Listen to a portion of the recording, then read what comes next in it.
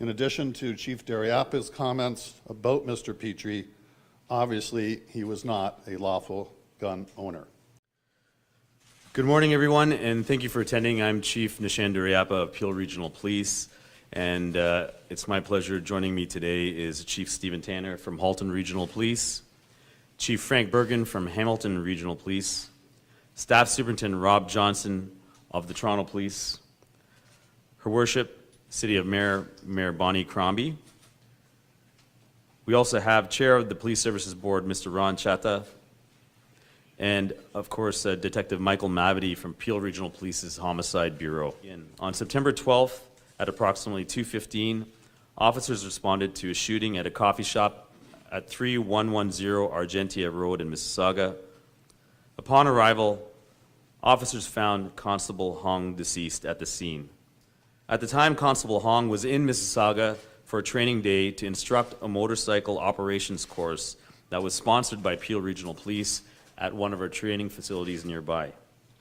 At the time of the incident, Constable Hong was on his lunch break and had offered to get his colleagues, who he was training with, coffee. This is when the suspect ambushed and shot him at close range. We have since learned that the suspect arrived at the location 2 hours and 15 minutes prior to the shooting of Officer Hong.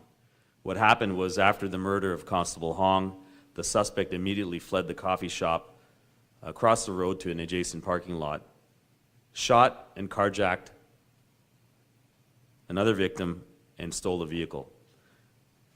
That victim is now in stable condition, but has suffered life-altering injuries. We also reported on Monday evening that the same suspect then proceeded to the town of Milton in the region of Halton, where he shot 3 people. He killed one, injured another, and has left a third to fight for their life while he fled. Shortly after the shooting in Milton, the suspect was located in the city of Hamilton by both Hamilton and Halton officers and was later pronounced deceased as a result of an interaction with police while attempting to take him into custody. And for that, the Special Investigations Unit is investigating and involved. We'd like to officially state that 40-year-old Sean Petrie of no fixed address has been identified as the person believed to be responsible. And I can advise that Petrie had an extensive criminal record, which includes convictions for assault, armed robbery, carry a concealed weapon, careless storage of a firearm, possession of a loaded, prohibited, or restricted firearm, breach of probation and failure to comply with the recognizance, several property and driving offenses, and he was also the subject of a firearms prohibition.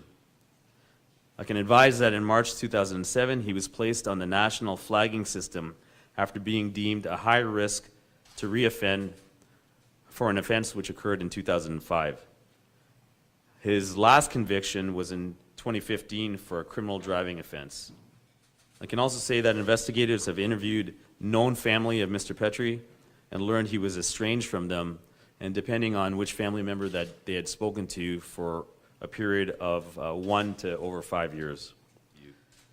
At this point, I'd like to invite Chief Stephen Tanner from Halton Regional Police for his comments.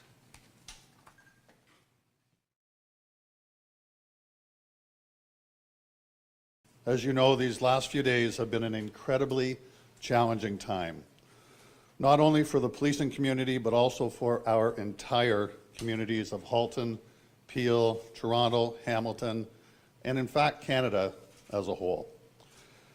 Please allow me to say something as a police chief here today. Guns kill people, and illegal guns kill people. And in Ontario, when it comes to crime handguns, and it was a handgun used in these horrific crimes, close to 90% of those handguns can and are traced back to their origin in the United States. Let's do something about that. In addition to Chief Dariapa's comments about Mr. Petrie, obviously he was not a lawful gun owner. The crime handgun used in these shootings is rightfully in the possession of the Special Investigations Unit, and we are waiting for information from that firearm that will allow us and will allow our FATE team at the Criminal Intelligence Service of Ontario to trace that specific firearm. On September 12th at approximately 2:50 p.m., our police officers responded to multiple reports of a shooting at an auto shop located at 32 Bronte Street South in the town of Milton. Upon their arrival, they located 3 victims who had been shot. The first victim, 38-year-old Shakil Ashraf, was pronounced deceased at the scene. Mr. Ashraf was the owner of MK Auto Repairs and a well-liked and well-respected member of the Milton community. Sadly, he leaves behind a wife and 2 daughters. The second victim is a 28-year-old international exchange student who works part-time at the automotive shop. Sadly, he remains on life support and is not expected to survive. We are not releasing his name at this time out of respect for his family, but we anticipate doing so at a future date and time. The third victim, a 43-year-old male, was also an employee of MK Auto Repairs. He was shot in the leg and has since been released from hospital and is continuing to recover at home. But let us also remember that other innocent civilians and employees were present and will be traumatized by this event forever. Shortly after the incident in Milton, our investigation led to the suspect and the stolen vehicle being located in a cemetery in the city of Hamilton, close to the Burlington-Hamilton border. At that time, an altercation took place between the suspect, Sean Petrie, and members of both the Hamilton and Halton Police Services. As a result, the suspect was pronounced deceased at the scene. Monday's incident and the criminality that took place had no jurisdictional boundaries, and we will deal with it in the same manner.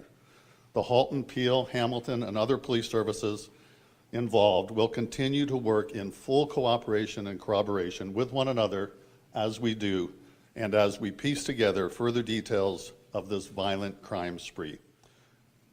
Our thoughts are and always will be with the victims and their families during this difficult time and as they deal with the loss of their loved ones and all those who have been impacted by these tragic incidents.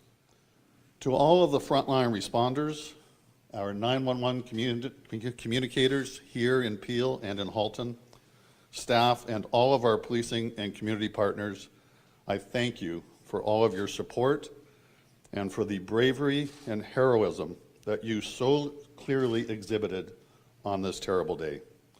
Your collective efforts to ensure the safety of our communities is now and will be forever most sincerely appreciated.